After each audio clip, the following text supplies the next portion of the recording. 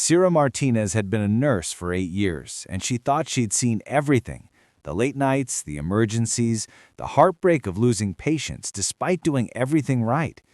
But nothing prepared her for the moment she stood in the medication room at 11 p.m., holding a vial of insulin that shouldn't exist. Her hands trembled as she read the label again. And again, the numbers didn't match. They never matched. For 3 months, she'd watched her patients die, one by one. Now, staring at that vial, Sarah realized something horrifying.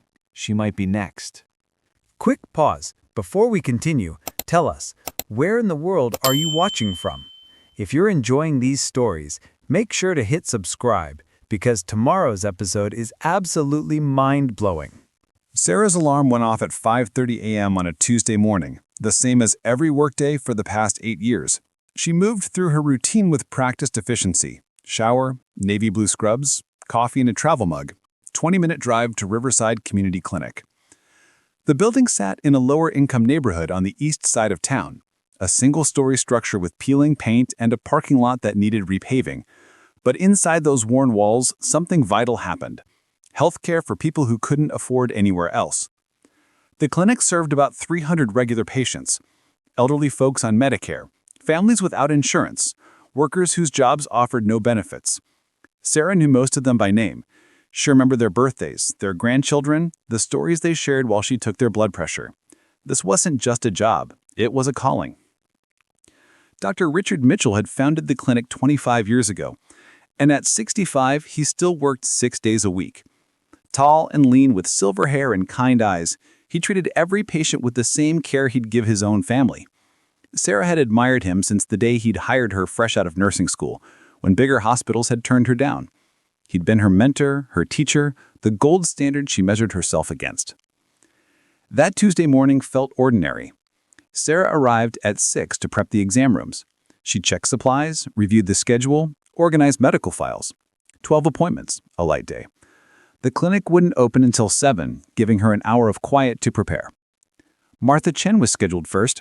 Sarah pulled her file and smiled. Martha was one of her favorite patients, 72 years old, diabetic, always brought homemade cookies for the staff. Martha had been coming to the clinic for 15 years, never missing an appointment, always cheerful despite living alone after her husband's death. The morning progressed smoothly. Patients arrived, Sarah took vitals, Dr. Mitchell conducted examinations, prescriptions were written, appointments concluded. The familiar rhythm of healthcare. Sarah moved through it all with practiced efficiency, her hand steady, her smile genuine. During lunch, Sarah sat in the small break room, scrolling through her phone while eating a sandwich. A community memorial page notification appeared. Robert Jackson had died, age 68, retired postal worker. Funeral scheduled for Saturday. Sarah's sandwich suddenly tasted like cardboard. She knew Robert. He'd been a patient for 6 years. Type 2 diabetes, managed with insulin and diet. She'd seen him 3 weeks ago for a routine checkup. He seemed fine, stable. His blood sugar levels were controlled. Dr. Mitchell had adjusted his insulin dosage slightly, but that was normal for diabetes patients. Sarah stared at Robert's photo on her phone. He was smiling at a barbecue, surrounded by family. Dead now. 68 wasn't young, but it wasn't terribly old either, and he'd been doing well at his last visit. A memory surfaced, unbidden. Linda Morrison had died last month, also diabetes, also elderly, also about 2 weeks after a medication adjustment. Sarah's phone felt heavy in her hand. 2 diabetes patients dead within weeks of dosage changes. Coincidence. Had to be coincidence. Diabetes is serious. Complications happen. People die. But the thought wouldn't leave her mind. After lunch, the afternoon appointments kept Sarah busy. More patients, more vitals, more charts. She pushed the troubling thoughts aside, focusing on the work in front of her. A sprained ankle, high blood pressure medication refill, seasonal allergies. The routine concerns that filled most days at the clinic. The last patient left at 5 p.m. Dr. Mitchell departed shortly after, waving goodbye as he headed to his car. Sarah stayed behind to finish paperwork. The clinic grew quiet, just the hum of fluorescent lights and distant traffic sounds. Sarah couldn't stop thinking about Robert Jackson and Linda Morrison. She opened the patient database on the computer, her fingers hesitating over the keyboard before she typed. Linda Morrison, deceased. Last visit October 15th. Robert Jackson, deceased. Last visit November 8th. Sarah bit her lip. She typed another name that had been nagging at the edge of her memory. Frank Rodriguez. He died back in September, also diabetes, also elderly. The record confirmed it. Frank Rodriguez, deceased, last visit September 3rd. 3 patients, 3 months, all diabetes, all dead within weeks of medication adjustments by Dr. Mitchell. Sarah closed the database quickly, her heart racing. This was nothing. People with chronic illnesses die. The clinic served hundreds of patients, many elderly with multiple health problems. 3 deaths in 3 months wasn't unusual. Except it felt unusual. The pattern felt wrong. Sarah grabbed her bag and locked up the clinic, setting the alarm system as she always did. The November air was cold against her face. She sat in her car for a long moment, staring at the dark building through her windshield. Tomorrow, she would forget about this. Tomorrow, everything would be normal. Except tomorrow Maria Gonzalez had an appointment. She didn't sleep well. She kept seeing Robert Jackson's smiling face, Linda Morrison talking about her daughter's wedding, Frank Rodriguez showing photos of his grandchildren. By morning, she'd made a decision. She would look deeper, just to ease her mind, just to prove there was nothing wrong. Maria Gonzalez arrived Wednesday at 9 a.m., right on schedule. At 7 years old, Maria was a fixture at the clinic. She brought cookies, told jokes, volunteered at her church, and managed her diabetes with remarkable diligence. She never missed appointments, never skipped medications, never complained even when things were difficult. Sarah took Maria's vitals. Blood pressure actually better than last month. Weight stable. Blood sugar well controlled. Maria chatted about planning Thanksgiving dinner for her extended family. 30 people expected at her house. Dr. Mitchell entered the exam room and Sarah handed him Maria's chart. She watched as he reviewed the recent lab results. Everything looked good. Maria's A1C showed excellent glucose control. The current medication regimen was working perfectly. Then Dr. Mitchell announced he wanted to increase Maria's insulin dosage significantly. Sarah's pen froze on the chart.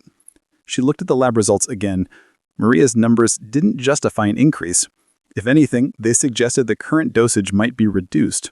There was no medical indication for raising it.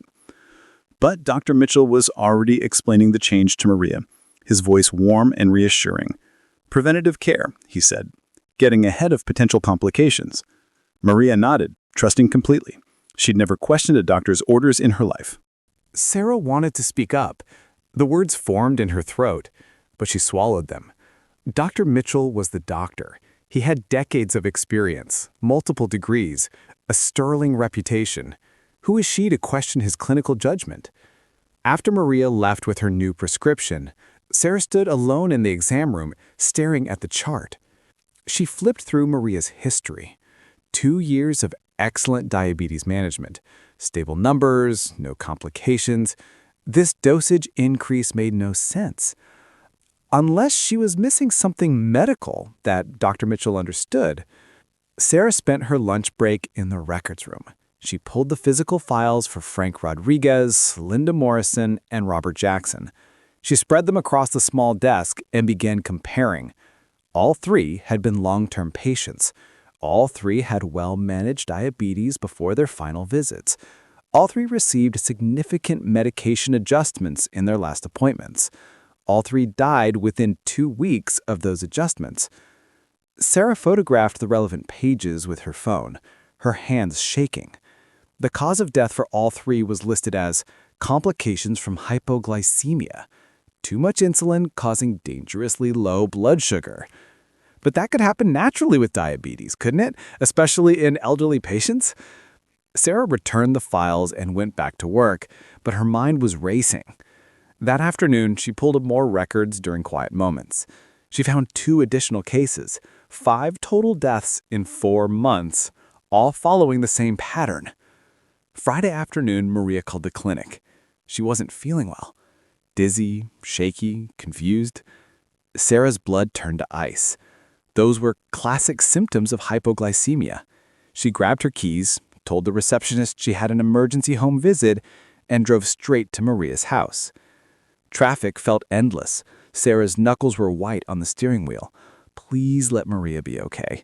Please let this be nothing. Please let her be wrong about everything. Maria's house was a small bungalow with a well-kept garden. She knocked, got no answer, tried the door. It was unlocked. She found Maria sitting on the living room couch, pale and disoriented, staring at nothing. She checked Maria's blood sugar, dangerously low. She made Maria drink orange juice, crackers, anything with fast-acting sugar. She monitored the levels carefully, staying until they stabilized. Maria apologized for being dramatic, for causing trouble. She didn't understand what had happened. She'd taken her medication exactly as prescribed. That was the problem. Sarah looked at the insulin vials on Maria's kitchen counter. The new prescription, the increased dosage that Maria didn't need, that would kill her if she kept taking it. Sarah made a decision that could cost her everything. She told Maria that the new dosage needed adjustment, that sometimes new prescriptions required fine-tuning. Maria trusted her completely. Sarah relabeled the vials right there, writing instructions for the lower dosage that would actually keep Maria safe. Driving back to the clinic, Sarah's mind spiraled. She'd just contradicted a doctor's orders. She'd altered a prescription without authorization. She could lose her nursing license, face criminal charges, go to prison. But Maria was alive, and if Sarah had done nothing, Maria would have been the sixth death. That weekend, Sarah barely slept. She kept thinking about the 5 dead patients, about Maria's close call, about what it all meant. By Monday morning, she'd made a decision. She needed to understand what was happening before she decided what to do about it. Monday, Sarah arrived at the clinic early. She needed to check something in the medication storage room before Dr. Mitchell arrived. She pulled out the insulin inventory logs and began cross-referencing them with patient records. Certain insulin vials were being used more frequently than others. Specific lot numbers. Every patient who died had received insulin from the same manufacturer, the same batch. Sarah examined the vials themselves. They looked normal, standard pharmaceutical packaging. But something felt wrong. She heard Dr. Mitchell's car in the parking lot. Sarah quickly returned everything to its place and went to her desk, trying to look casual as he walked in with his usual warm greeting and fresh coffee. The morning appointments began. Sarah watched Dr. Mitchell carefully now. Every prescription, every dosage, every decision. He was the same kind, thorough doctor he'd always been. Patients loved him. He remembered details about their lives, asked about their families, provided compassionate care. Around 10 a.m., Thomas Brennan came in for his quarterly diabetes checkup, another elderly patient with well-managed blood sugar. Sarah took his vitals. Everything looked good. Dr. Mitchell reviewed Thomas's file and lab results. Then he did it again. Prescribed an increased insulin dosage that Thomas didn't need. Sarah's pen stopped moving. She stared at Dr. Mitchell. He was writing the prescription calmly, explaining the change to Thomas with the same reassuring tone he used with everyone. Thomas nodded, trusting. After Thomas left, Sarah told the receptionist she needed to verify something with the pharmacy. She took the written prescription to the back office, pulled out her phone, and photographed it. Then she called the pharmacy and changed the dosage order, claiming there had been a transcription error.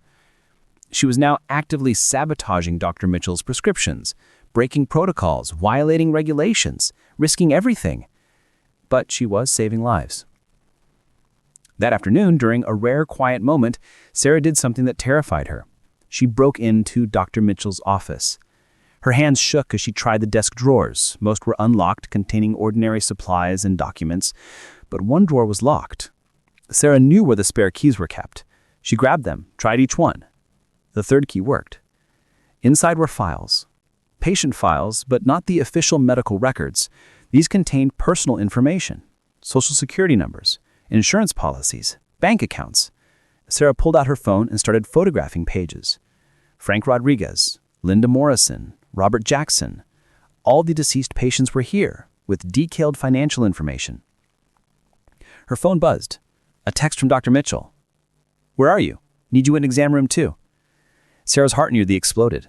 She quickly replaced everything, locked the drawer, returned the keys, and rushed to exam room 2. Dr. Mitchell looked at her curiously when she entered, slightly breathless. She mumbled something about the supply closet. He accepted it and continued with the patient. But Sarah knew she was running out of time. She'd been acting strangely, making mistakes, questioning things she normally wouldn't. How long before Dr. Mitchell realized she knew something? That night, Sarah sat at her kitchen table with her laptop, going through the photos she'd taken. The financial documents painted a disturbing picture. Every deceased patient had life insurance policies. But these weren't normal policies. They were stranger-originated life insurance arrangements, called STOLI. Sarah researched frantically.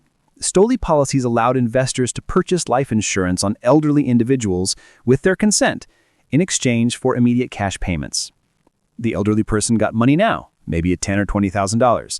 The investor paid the premiums and collected the payout when the person died. It was legal, though ethically questionable, and it gave someone a financial incentive for the insured person to die quickly. Sarah traced the beneficiary information. The policies weren't in Dr. Mitchell's name. They were held by a business entity, Mitchell Medical Consulting LLC. She searched for information about the LLC. It was registered 2 years ago, listed as providing consulting services. But when Sarah dug into the financial records she'd photographed, she found something else. The LLC had received life insurance payouts for all 5 deceased patients, hundreds of thousands of dollars. Dr. Mitchell had convinced vulnerable elderly patients to sign life insurance policies over to his company, given them cash, then killed them to collect the payouts. Sarah felt physically ill. This wasn't medical mistakes or unfortunate coincidences. This was premeditated murder for profit. But why? Dr. Mitchell lived modestly. He drove an old car. He'd never seemed interested in money. The clinic barely broke even. What would drive him to murder patients for insurance money? Sarah kept digging through financial records. The LLC received the insurance payouts, but where did the money go? She traced the outgoing transactions. Large, regular payments to a medical facility in Arizona. Sarah looked up the facility. It specialized in long-term care for patients with severe brain injuries. She searched for any connection between Dr. Mitchell and his facility. It took hours, but she finally found it. A news article from 8 years ago. Local teen critical after drunk driving accident. The article described a horrific crash. Daniel Mitchell, 16, son of Dr. Richard and Margaret Mitchell, had driven drunk after a party. He crashed into a tree at high speed. His girlfriend died instantly. Daniel survived, but suffered catastrophic brain damage. He'd been in a vegetated state ever since. The article mentioned they had moved him to a specialized facility in Arizona. Sarah calculated the costs.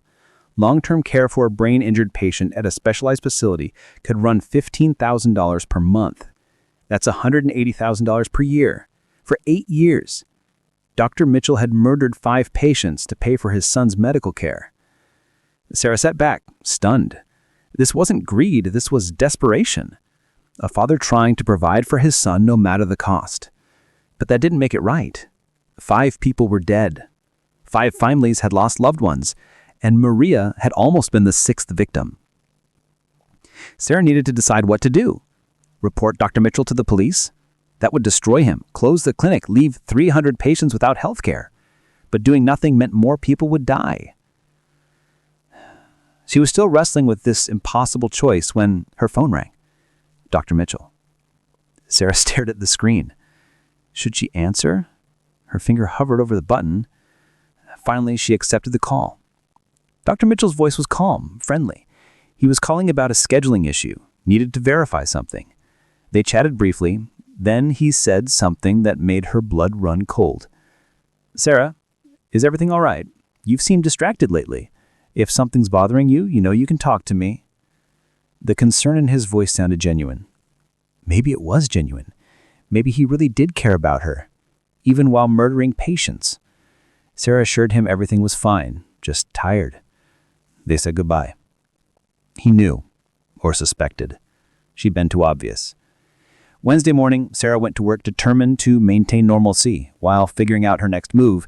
But when she arrived, Dr. Mitchell was already there, waiting in her office space. He smiled, but his eyes were different.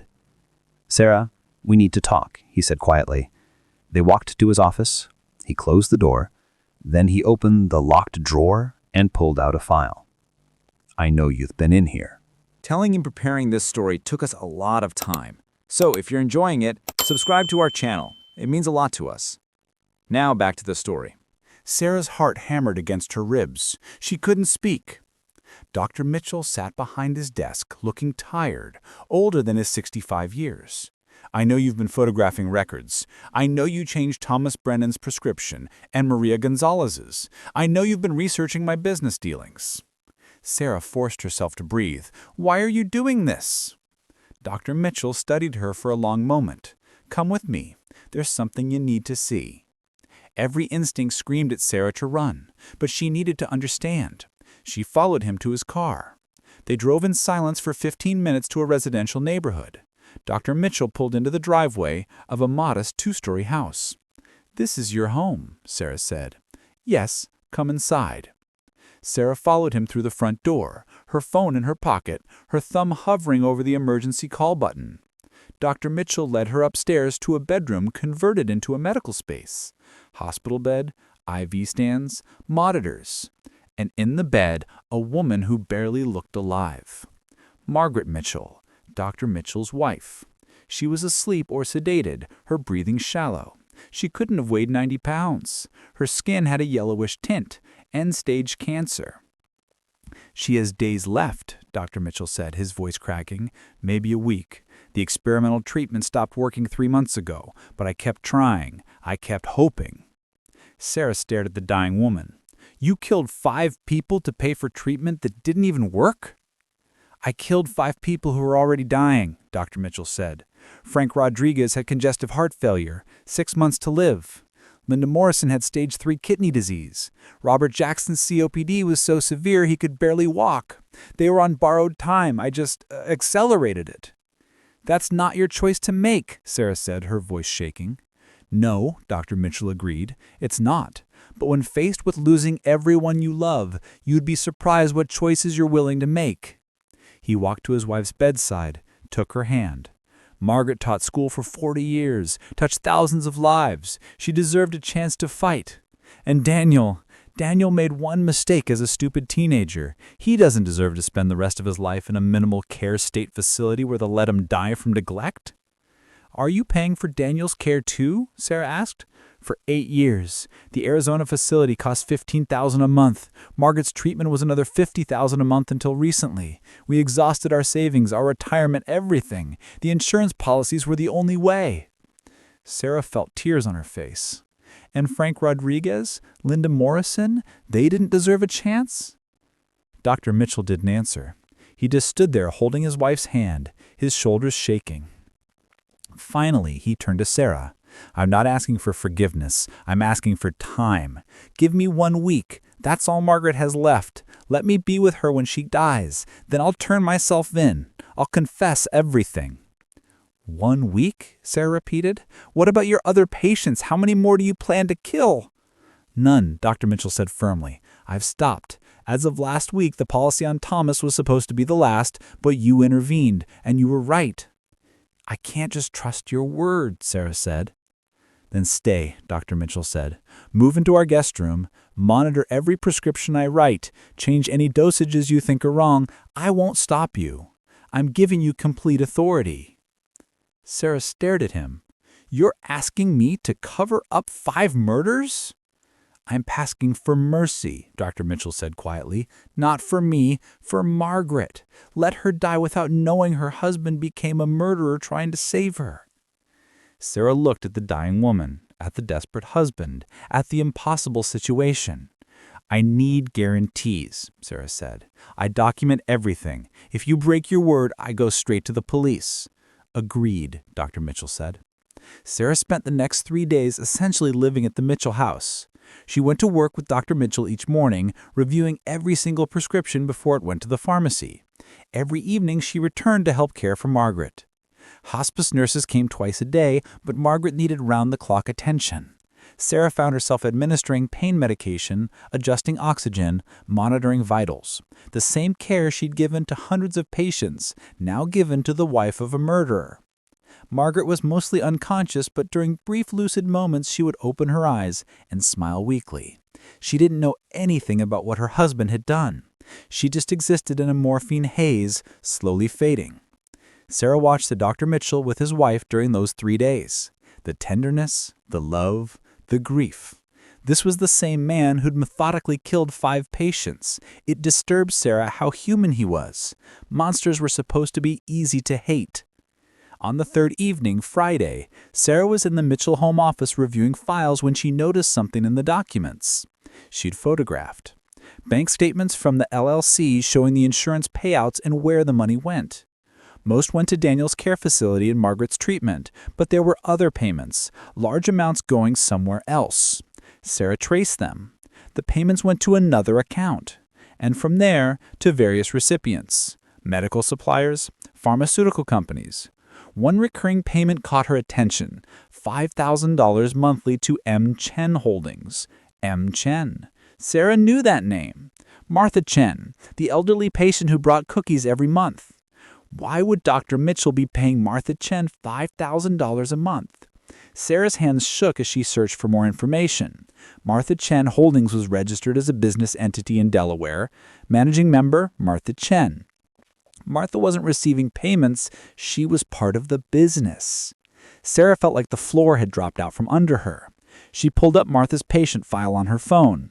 72 years old, diabetic, patient at the clinic her 15 years. Perfect attendance. Never missed a single appointment in 15 years. Sarah checked the other deceased patients' records. They all missed appointments occasionally, normal pattern, but Martha never did. Neither had Frank Rodriguez in the months before his death, neither had Linda Morrison. They'd all maintained perfect attendance. Because Martha had been meeting with them, arranging the insurance policies, setting up the murders. Sarah pulled up Martha's background. After extensive searching, she found an old newspaper article from 30 years ago. Nurse faces suspension over patient death investigation. Martha Chen was a nurse. There'd been an investigation into a patient death at a hospital. Medication errors. Martha had been cleared but resigned anyway. More articles showed a pattern. Multiple hospitals, multiple incidents. Patients dying unexpectedly. Martha always cleared, always moving on. Until 20 years ago when she stopped nursing and started her consulting business. Sarah felt sick. Martha Chen wasn't a victim or a witness. She was the architect, a serial killer who'd been operating for decades. Sarah raced through Dr. Mitchell's emails on his home computer. She found the initial contact from 7 years ago. Dr. Mitchell, I know about your son. I know your financial situation. I can help. I have experience with arrangements that provide the funds you need, discreet, effective. If you're interested, meet me at your clinic after hours next Tuesday. M. Dr. Mitchell initially refused, but Martha was persistent. She sent calculations, showed how much Daniel's care cost, how many years the insurance money could fund, how the selected patients were terminal anyway. Finally, Dr. Mitchell agreed, with conditions, only genuinely terminal patients, only painless methods, only with the patient's consent for the insurance policies. Martha agreed to everything. Reading through years of emails, Sarah realized Dr. Mitchell wasn't the mastermind. He was a desperate man manipulated by someone far more calculating. Martha had identified him as the perfect partner, respected doctor, financial desperation, access to vulnerable patients. But the most recent emails from 2 weeks ago showed something different. Martha, Maria Gonzalez, perfect candidate. Dr. Mitchell, no, Maria's stable. She's not terminal. Martha, we need the funds. Your wife's treatment is expensive. You don't have a choice. Dr. Mitchell, find someone else. Martha, there is no one else. It's Maria or we wait 6 months. Can your wife wait? The thread ended there because Sarah had intervened. Dr. Mitchell had let her save Maria because he'd wanted to stop but couldn't escape Martha's control. Sarah's phone rang. Unknown number. She answered. Sarah Martinez, an elderly voice, kind, familiar. Yes? This is Martha Chen. I think we need to talk. Sarah's blood turned ice. Martha's voice remained pleasant as she continued. Dr. Mitchell told me you've discovered our arrangement. I assume by now you found the rest. The emails, the financial records, you're quite thorough. That makes you either a threat or a potential asset. Let's determine which. How did you get this number? Sarah asked, trying to keep her voice steady. I've had it for weeks, dear, Martha said pleasantly. I make it my business to know everything about the clinic. You've been very busy. Taking photos, changing prescriptions, living at Richard's house. You've crossed several lines already. The question is whether you're ready to cross a few more. I know what you've done, Sarah said, what you've been doing for decades. Wonderful, that saves time. Martha's voice remained cheerful, as if discussing a recipe. Then you understand your position. You've altered medical orders without authorization, stolen confidential files, failed to report known crimes. A prosecutor could paint quite a picture of complicity. I was gathering evidence, Sarah said. Were you, or were you participating? You knew what Richard was doing. You didn't report it. You made deals with him. The moment you changed Maria's prescription instead of calling police, you became an accessory after the fact. Sarah felt panic rising. Martha was right. Legally, Sarah had crossed into criminal territory. What do you want? Sarah asked. To continue our work, Martha said simply. Richard wanted to stop, but you saved him. Once he recovers from his grief over Margaret, we'll resume, and you'll help us. Never, Sarah said. Think carefully. If you report us, you implicate yourself. The clinic closes. 300 patients lose health care. Daniel loses his care facility. Those families learn their loved ones were murdered, destroying any peace they've found. Is that what you want? You're a monster, Sarah whispered. I'm a pragmatist, like you're becoming. You saved Maria because you're good, but you didn't report Richard because you are practical. You understand that some situations don't have clean solutions. I'm not helping you kill anyone else. We'll see. You have my number. When you're ready to discuss this reasonably, call me. But don't wait too long. Bills need paying. Daniel needs his treatment. And there are patients at the clinic who'll die soon anyway. We might as well make their deaths meaningful. The line went dead. Sarah sat surrounded by evidence of 5 murders, holding contact information for a serial killer who expected her cooperation. Everything she thought she understood was wrong. Dr. Mitchell wasn't the monster. He was a victim, manipulated and trapped, but he was also a murderer regardless of motivation. And Sarah had become complicit. She stared at the phone, at Martha's number. An idea began forming. Dangerous, possibly illegal, but perhaps the only way out. She spent hours preparing, copying every email, every document, every piece of evidence, creating multiple backups stored in different secure locations, documenting everything in a detailed timeline. Then she did something that surprised even herself. She called Martha back. Martha answered immediately. I knew you'd call. We need to meet, Sarah said, in person at the clinic tonight. Why the clinic? Suspicion in Martha's voice. Because Dr. Mitchell kept detailed records of everything, every arrangement, every payment, every patient. He documented it all. And he set up an automatic system. If he dies, those records go to police. But I found them. I can destroy them, but only if we have an agreement. A long pause. What kind of agreement? Face to face, 1 hour. Come alone. How do I know this isn't a trap?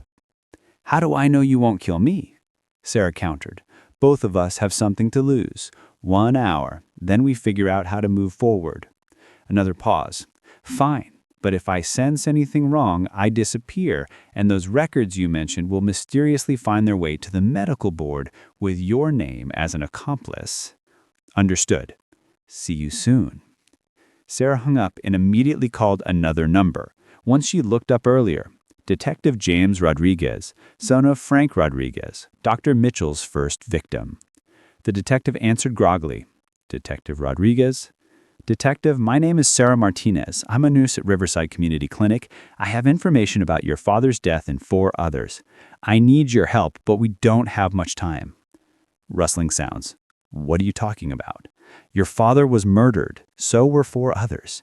I have evidence. I have the killer coming to the clinic in 1 hour, but I need you to trust me. Sarah explained quickly the pattern of deaths, the insurance fraud, Martha Chan's involvement, her own illegal evidence gathering, everything. When she finished, the Detective Rodriguez was silent for a long moment. "Why should I trust you?" "Because I prepared your father's final medication order," Sarah said quietly. "I was fresh out of nursing school. Dr. Mitchell told me the dosage. I thought it seemed high, but I was new. I didn't question it. I filled it exactly as prescribed. Your father died 2 weeks later. I've carried that guilt for 7 years." The line was silent. "You were involved?" The detective's voice was tight with controlled anger. "I was a tool, an unknowing accomplice. I didn't realize what was happening until 3 months ago.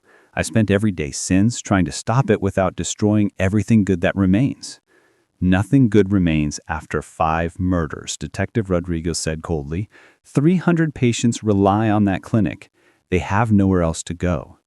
You're asking me to participate in some vigilante sting operation based on illegally obtained evidence? I'm asking you to help me get justice for your father while protecting innocent people who depend on that clinic. Another long pause. "I should arrest you right now." "You could, but then Martha disappears, keeps killing, and your father's death remains officially natural causes. No justice, no closure." "What's your plan?" Sarah explained.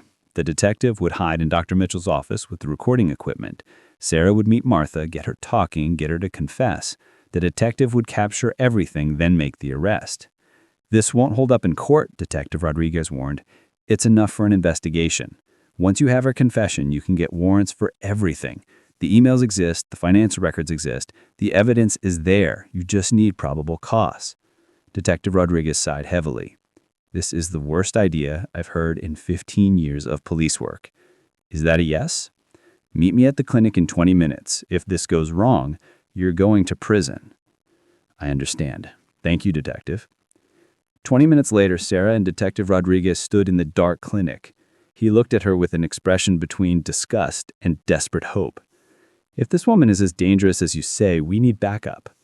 But Sarah shook her head. "Backup means she'll sense it and disappear. This is our only shot." The detective's jaw clenched. "Then let's make it count." Sarah led Detective Rodriguez to Dr. Mitchell's office. She showed him the small supply closet behind the desk. It had a partially obstructed view, but would allow him to hear everything clearly. He set up his phone to record audio.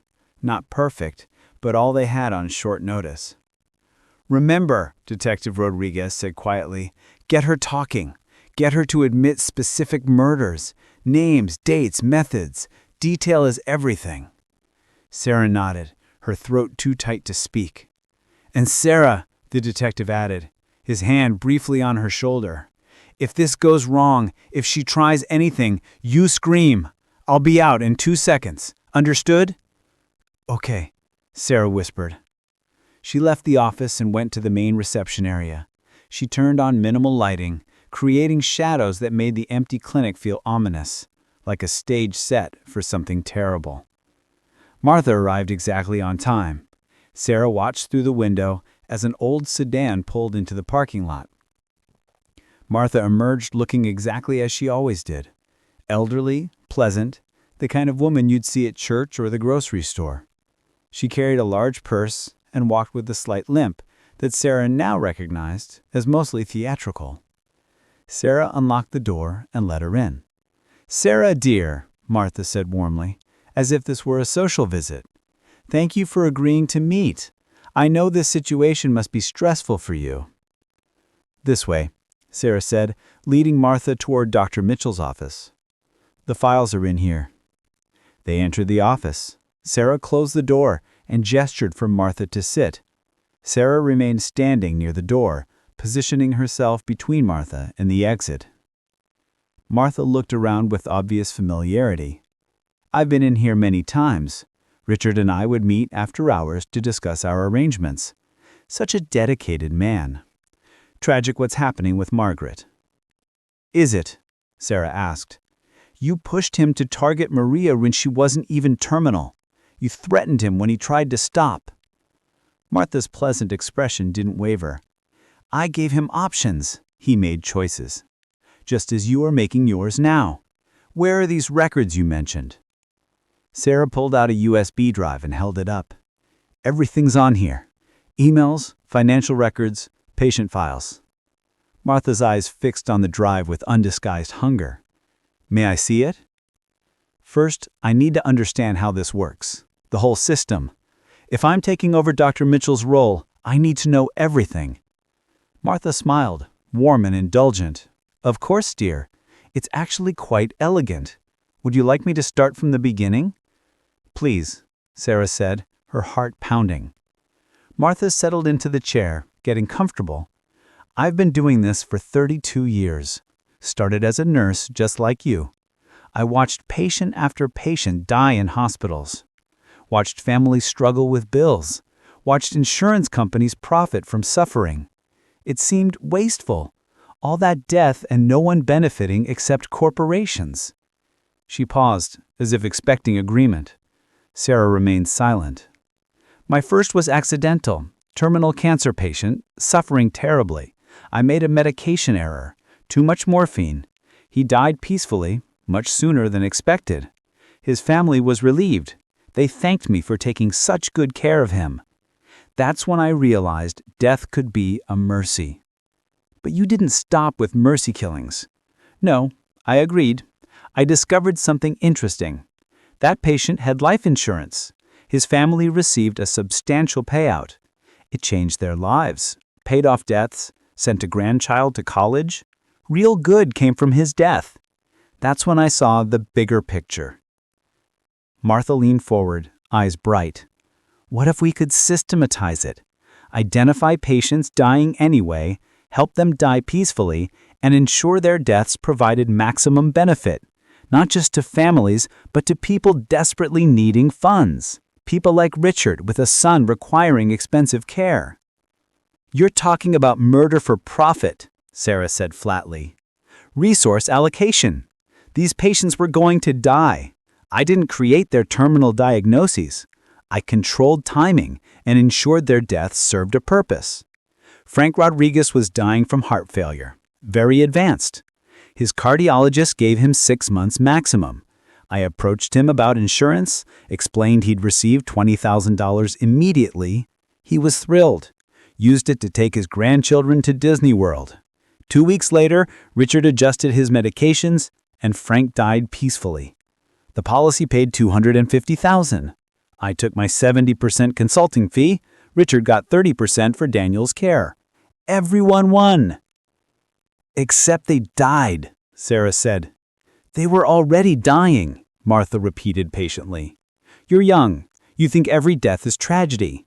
After 30 years in healthcare, you learn death is inevitable. The question isn't whether someone dies, but whether their death means something. Sarah felt sick listening to Martha's rationalization, but she needed her to keep talking.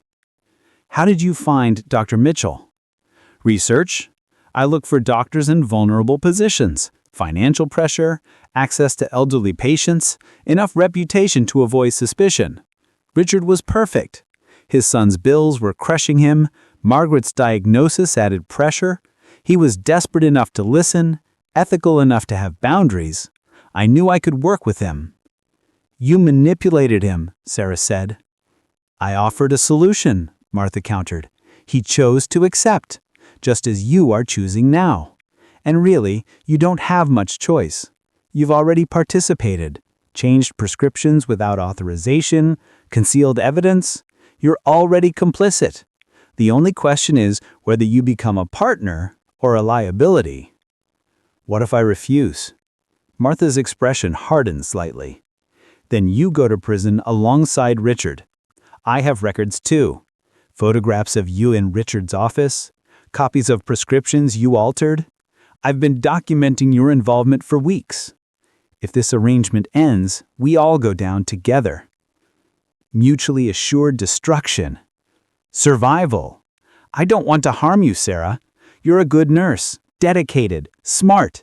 You could be an excellent partner. We could continue the work more carefully now. No aggressive timelines, only genuinely terminal patients. We could even increase cash payments to families. Tell me about the patients. All of them. I need to know what I'm stepping into. Martha smiled, pleased to have a receptive audience. Frank Rodriguez was first 7 years ago. Congestive heart failure, very advanced. His cardiologist gave him 6 months maximum. I approached him about insurance, explained he'd receive $20,000 immediately. He was thrilled, used it to take his grandchildren to Disney World. 2 weeks later, Richard adjusted his medications, and Frank died peacefully. The policy paid $250,000. I took my 70% consulting fee. Richard got 30% for Daniel's care. Everyone won. Except they died, Sarah said. They were already dying, Martha repeated patiently. You're young. You think every death is tragedy. After 30 years in healthcare, you learn death is inevitable. The question isn't whether someone dies, but whether their death means something.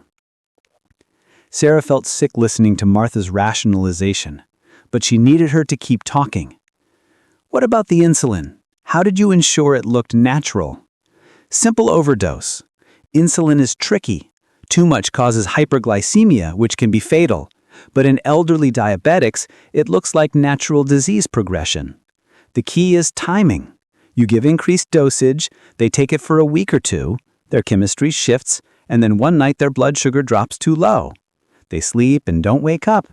Peaceful, painless, appears completely natural. Medical examiners wouldn't detect it. Most elderly patients dying at home aren't autopsied, especially with documented terminal conditions and a doctor signing off. Richard would certify deaths. No one questioned him. Even with autopsy, insulin breaks down quickly after death. Very difficult to detect unless you're specifically looking within hours. You thought of everything, Sarah said. 32 years to refine the system. This is my life's work, and I'm offering you a chance to continue it, to make a real difference in ways most nurses never could. Sarah looked at this woman who'd killed at least 5 people, probably much more. This woman who saw herself as a benefactor, a problem solver, a force for good. She had one more question. She said quietly, "Did you ever regret any of them?" Martha considered this. Regret? No. Sadness sometimes. These were people I'd gotten to know, but regret implies I did something wrong. I helped people, Sarah. I gave dying patients resources and peaceful deaths. I funded critical care for a young man who'd had his life stolen. I paid for experimental treatment that gave a dying woman months with her husband. How could I regret that? Because you're a murderer, Sarah said. No matter how you justify it, you killed 5 people. Martha's expression shifted. The pleasant facade cracked, revealing something cold. I did what was necessary, and so will you if you want to survive this. Now give me that USB drive. No, Sarah said. Martha stood, her hand going to her purse. Sarah, don't be foolish. You can't win this. Give me the drive and agree to continue. It's the only way this ends well for you. Detective Rodriguez, I think you've heard enough. The closet door opened. Detective Rodriguez emerged, gun drawn, phone showing the recording app still running. Martha froze, hand in her purse. For a moment, no one moved. Take your hand out of the purse, Detective Rodriguez ordered, slowly. Martha's pleasant expression returned like a mask.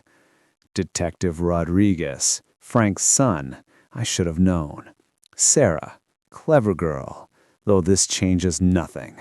That recording is inadmissible, obtained under false pretenses, without warrant, worthless in court. It's probable cause, Detective Rodriguez said, more than enough for warrants for your financial records, your business dealings, everything. Once we start digging, we'll find all of it. You'll find a nurse who made medication errors, a doctor who made prescription mistakes, tragic accidents. You'll never prove intent, especially not now that Richard is incapacitated. We have the email, Sarah said, holding up the USB drive. Your correspondence with Dr. Mitchell, explicit descriptions of the system, your threats when he tried to stop, your own words.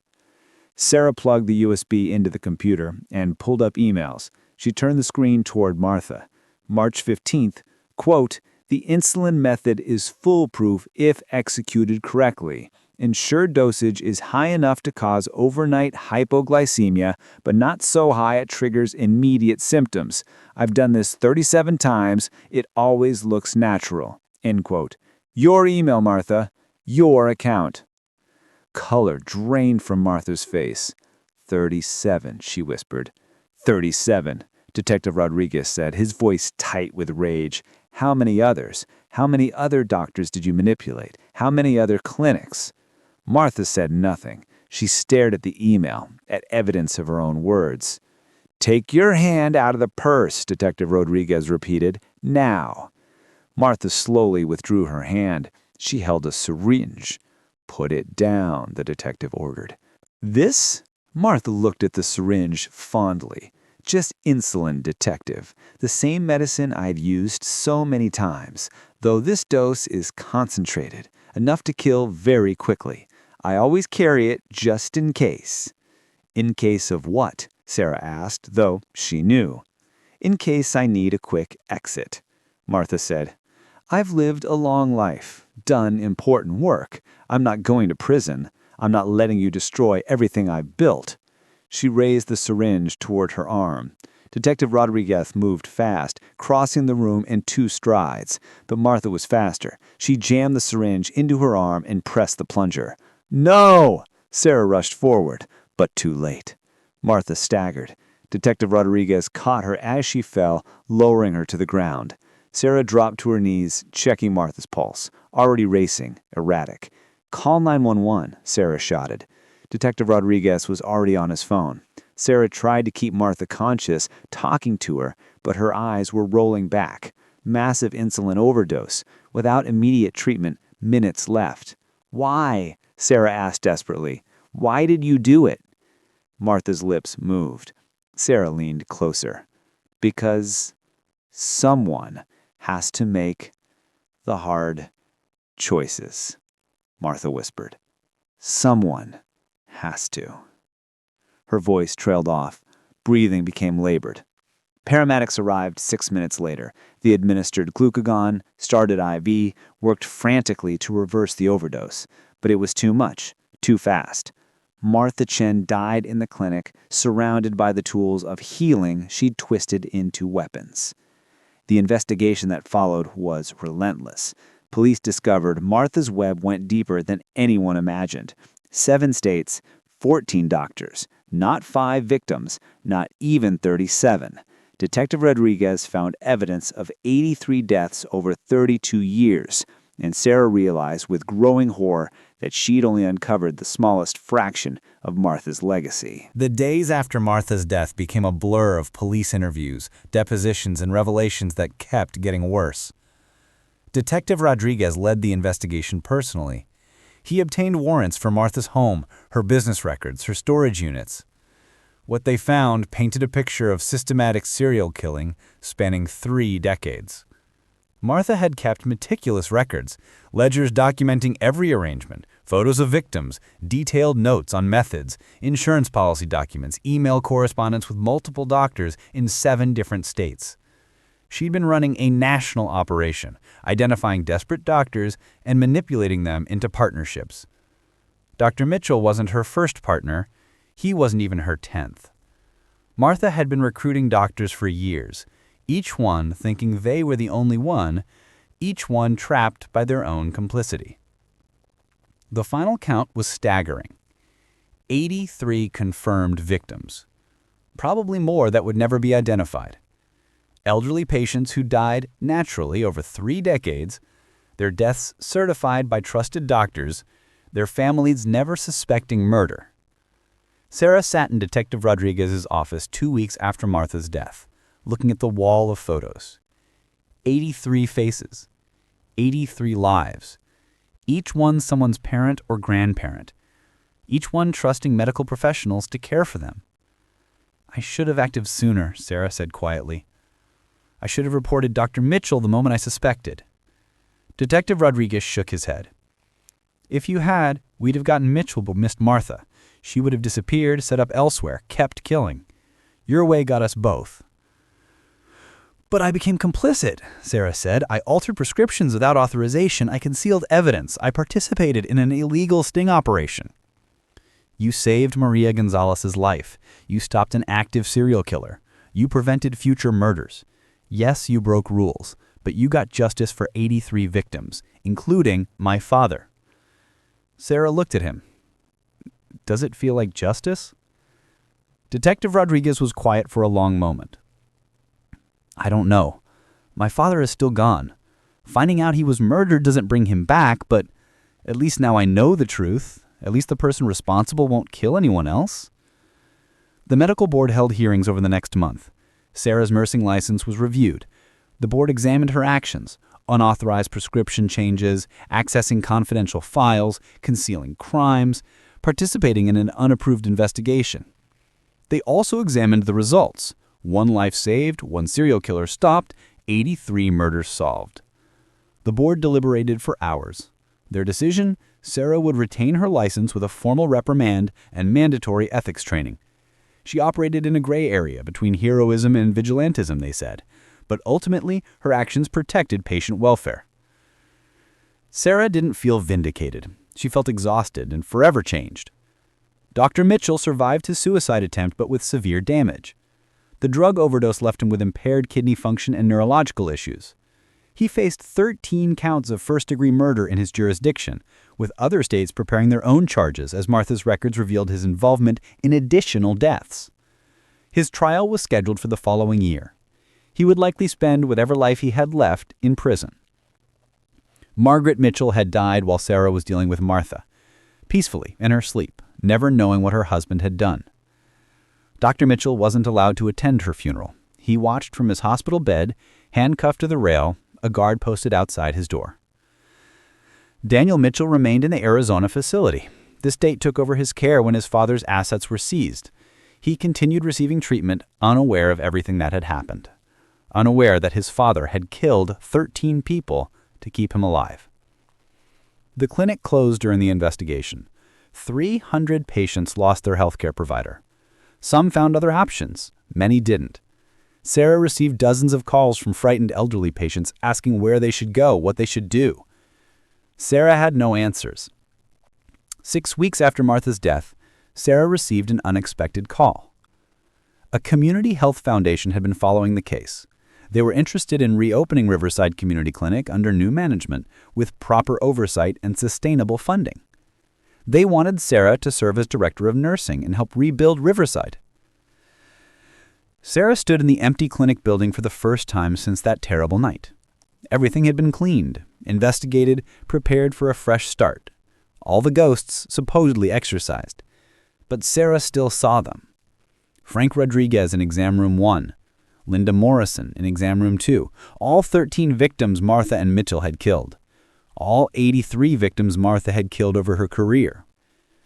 Sarah saw Martha Chen, pleasant and deadly, explaining her life's work with pride. She saw Dr. Mitchell, desperate and broken, making terrible choices to save the people he loved. The media narrative was simple. Evil nurse and manipulated doctor committed murders. Heroic nurse stopped them. Clean lines, heroes and villains. But the truth was infinitely messier. Dr. Mitchell wasn't purely evil. He'd saved hundreds of lives at that clinic over 25 years. He'd provided care to people no one else would serve. He'd been a good doctor who made terrible choices when faced with impossible situations. Martha Chen wasn't a cartoon villain. She genuinely believed she was optimizing a broken system, making death meaningful, helping people. She was deeply, terribly wrong, but she convinced herself she was doing good. And Sarah herself wasn't purely heroic. She'd broken laws, concealed evidence, participated in dangerous operations. She'd let her desire to find a perfect solution delay action that might have saved lives. Sarah accepted the position, but she also established strict new protocols. Mandatory oversight for all prescriptions from multiple sources, regular external audits by independent organizations, anonymous reporting systems for staff concerns, complete financial transparency, zero-tolerance policies for any ethical violations. She couldn't undo the past. 83 people stayed dead. Dr. Mitchell would spend his remaining years in prison. Martha's legacy of death would haunt families for generations. But Sarah could ensure it never happened again, at least not in this clinic. 3 months after Martha's death, Riverside Community Clinic reopened. The foundation had renovated, installed new systems, hired additional staff. Sarah stood at the entrance on opening day, greeting patients. Many were familiar faces, people who'd been coming for years, who'd needed the clinic desperately, who'd had nowhere else during the closure. Thomas Brennan, whose prescription Sarah had altered, shook her hand. "Thank you for everything." Maria Gonzalez brought cookies, like always. "For the new beginning," she said, hugging Sarah tightly. Maria had learned the truth about how close she'd come to being the 6th victim. She'd spent weeks in therapy processing the trauma. But she'd survived. She was here. She was grateful. A new doctor joined the clinic, young, idealistic, thoroughly vetted by the foundation. Dr. James Chen. No relation to Martha, though the name still made Sarah flinch every time she heard it. That first day back, Sarah worked a full shift, taking vitals, updating charts, administering medications. The same work she'd always done. But now she questioned everything. Triple-checked every prescription, verified every dosage, challenged any decision that seemed off. Some coworkers found it excessive. Sarah didn't care. She'd seen what happened when people stopped questioning, when they trusted too completely, when they assumed good intentions. Late that first evening, after the last patient left, Sarah sat at her desk updating files. She pulled up Maria Gonzalez's chart, looking at the history.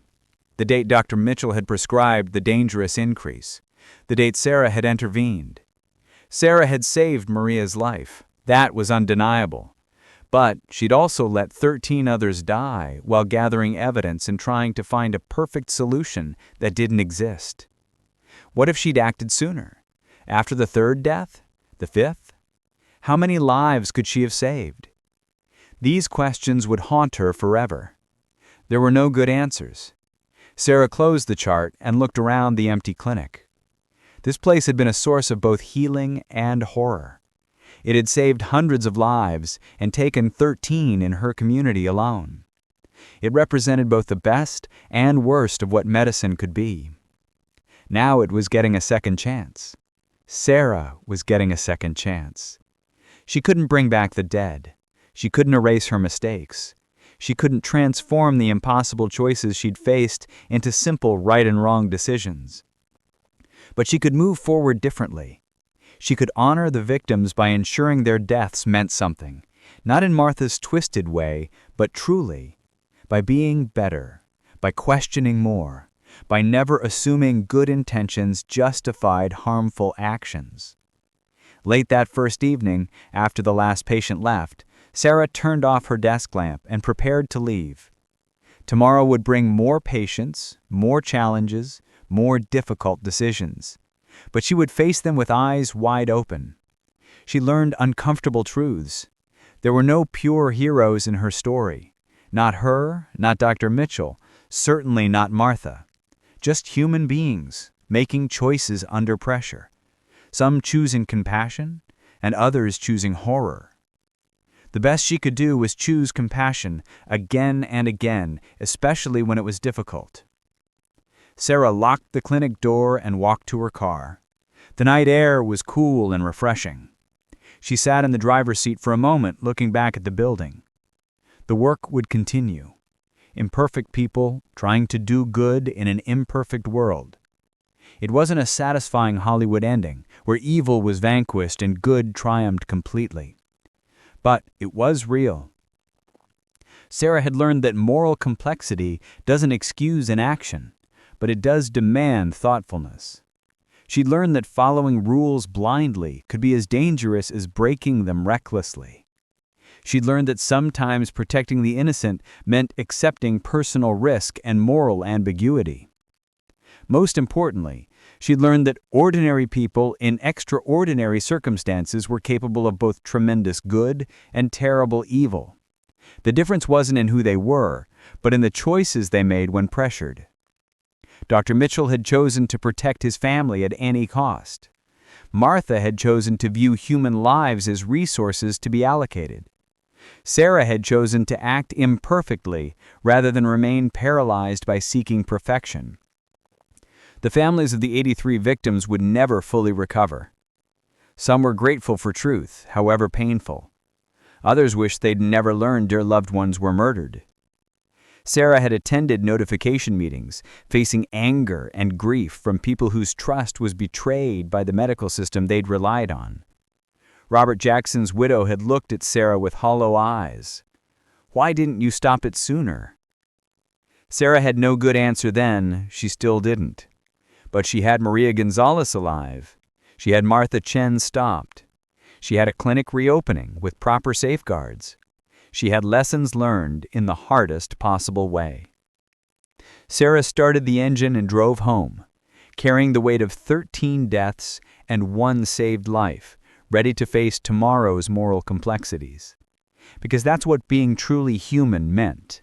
Living in gray areas, making difficult choices, accepting that sometimes there were no perfect answers, only the determination to keep trying to do better. The story had no villain who was purely evil and no hero who was purely good. Just people. People making choices. People living with consequences. Sarah had stopped a serial killer. She'd also broken laws and violated protocols. She'd saved a life. She'd also failed to save 13 others when she might have acted sooner. She would carry both the victory and the failure for the rest of her life. As Sarah pulled into her apartment parking lot, she thought about the patients she'd see tomorrow. Each one would trust her with their health, their lives. That trust was sacred. That trust had been violated by Martha and Dr. Mitchell in the worst possible way. Sarah's job now was to honor that trust, to question when things seemed wrong, to act when action was needed, to balance rules with compassion, protocol with humanity. Sarah walked to her apartment, unlocked the door, and stood in the quiet space. Tomorrow she'd return to the clinic. She'd take blood pressure, update charts, administer medications, provide care. And she'd remain vigilant. Always watching, always questioning, never again assuming that good people couldn't do terrible things or that terrible situations couldn't push good people toward darkness. The world was complicated. Medicine was complicated. People were complicated. Sarah had learned to live with that complexity, to operate effectively within it, to make the best choices she could with imperfect information and impossible situations. She'd learned that heroism wasn't about having all the answers or making perfect choices. It was about taking action when action was needed, accepting the consequences, and committing to do better next time. As Sarah prepared for bed that night, she thought about Frank Rodriguez, about his son, the detective, about all the families learning painful truths. She thought about Maria Gonzalez, alive because Sarah trusted her instincts and acted despite the risks.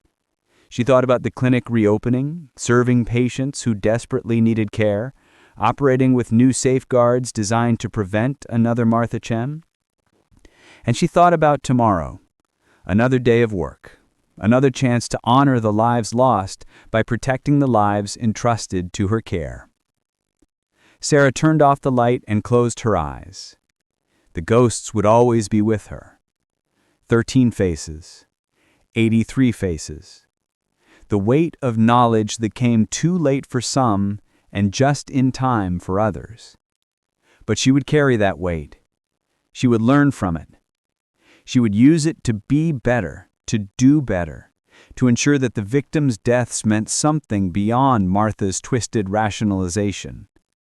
Not perfect, never perfect, but always trying. Always questioning, always caring, always human. That would have to be enough. Up next, 2 more incredible stories are waiting for you right on your screen. If you enjoyed this one, you won't want to miss these. Just click to watch and don't forget to subscribe.